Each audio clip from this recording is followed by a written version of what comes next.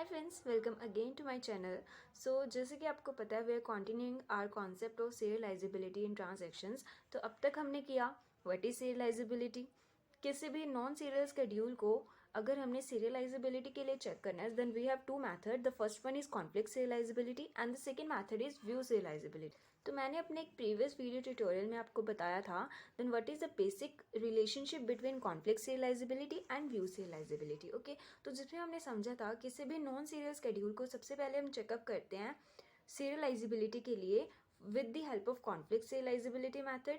अगर वो non serial schedule with the help of conflict serialisable जो मेथड होता है उसके थ्रू सीरियलाइजेबल नहीं होता है तो हम उसको बोलते हैं non conflict serializable schedule. Okay, and then हम उसको चेक करते हैं for the view serializability. But it is not always true कि हर नॉन कॉन्फ्लिक्ट सीरियलाइजेबल शेड्यूल को हम चेक करेंगे फॉर द व्यू सीरियलाइजेबिलिटी। तो जो हमारी व्यू सीरियलाइजेबिलिटी होती है इसकी भी अपनी कुछ रिस्ट्रिक्शंस होती है, अपनी कुछ कंडीशंस होती हैं। ओके, जो ये चेक करती है कि जो हमारा नॉन कॉन्फ्लिक्ट सीरियलाइजेबल शेड्यूल है क्या ये एलिजिबल है for checking the view serialisability.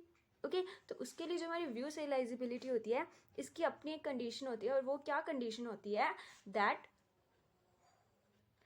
क्या कंडीशन होती है the non conflict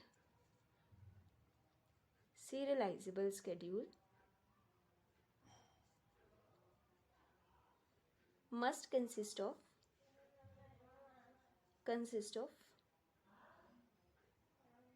at least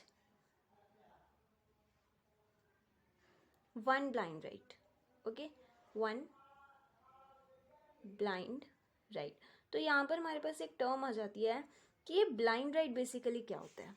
okay, तो ये ब्लाइंड राइट बेसिकली क्या होता है इसको हम देखते हैं with the help of examples. Let's say हमारे पास यहाँ पर दो स्केड्यूल्स हैं, it is schedule S1 and it is schedule S2। Okay, तो बेसिकली एक ब्लाइंड राइट क्या होता है अगर कोई ट्रांजेक्शन किसी भी डेटा पर कोई ऑपरेशन परफॉर्म करती है without reading it's value.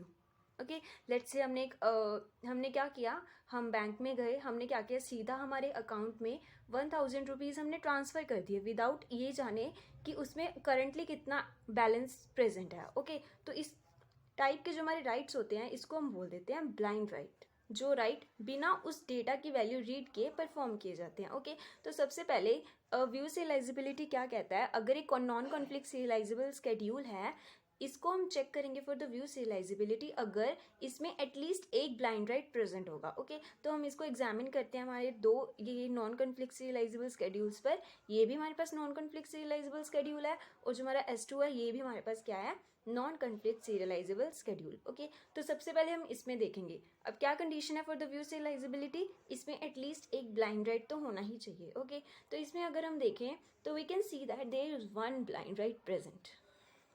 Okay, so there is a one blind write present in transaction T2। तो हम कहेंगे yes this schedule is eligible, this schedule is eligible for what, view serializability. इसको हम then check करेंगे for the view serializability. Let's examine our second schedule, it is schedule S2।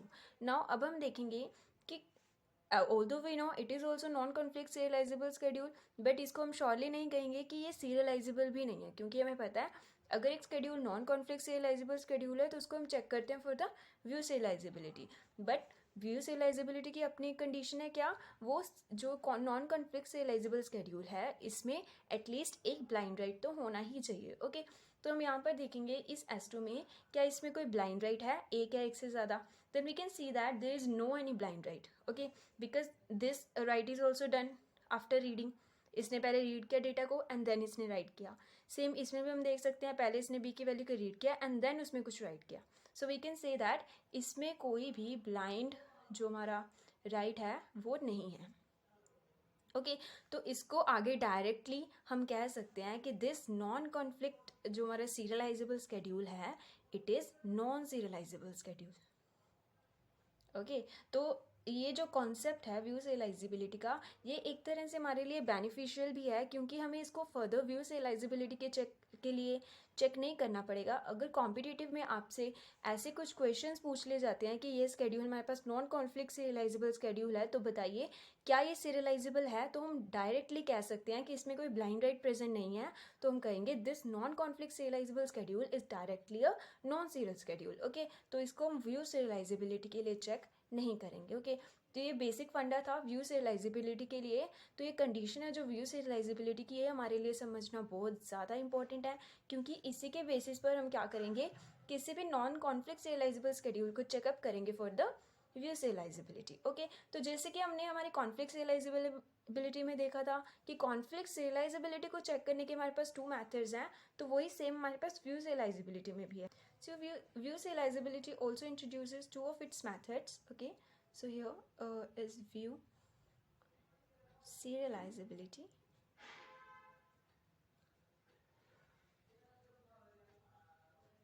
methods. Okay, तो किन methods की help से हम checkup करते हैं for a non-conflict serializability for view serializability. Okay, so there are again 2 methods we are having. Okay, so what are these methods? The first one method is view equivalence method. View equivalence method, and the second method is what? Dependence graph method. Dependence graph.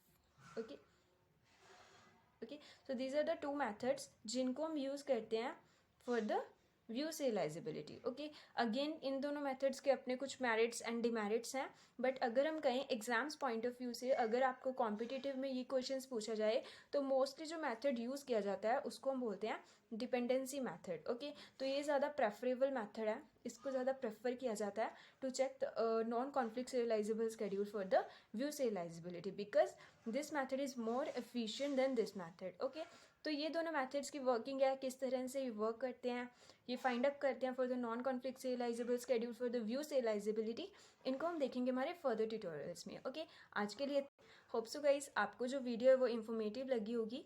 अगर आपको मेरी video अच्छी लगी और content अच्छा लगा हो तो वीडियो को लाइक कीजिए एंड चैनल को सब्सक्राइब कीजिए, सो दैट मेरे हर न्यू लेटेस्ट जो वीडियो की अपडेट सबसे पहले आपको मिले। Thank you.